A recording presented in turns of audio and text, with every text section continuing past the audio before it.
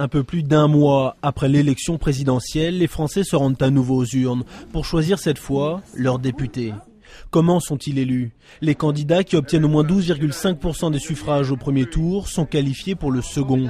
Contrairement à l'élection présidentielle, 3 ou 4 candidats peuvent donc s'affronter lors du second tour de ces législatives. Celui qui arrive en tête est élu, même s'il n'obtient pas 50% des voix. 11 députés, des Français de l'étranger.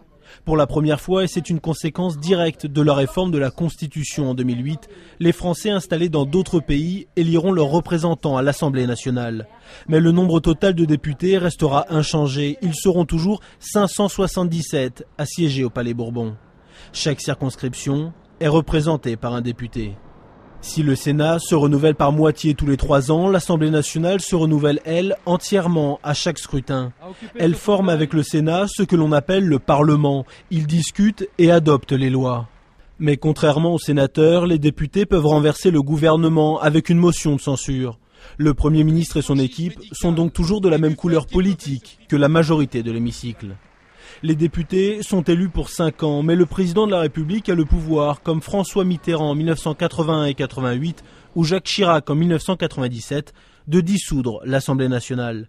De nouvelles élections législatives sont alors organisées et une nouvelle majorité peut sortir des urnes. Une majorité qui peut même être absolue si un parti obtient plus de 50% des sièges, soit 289 députés.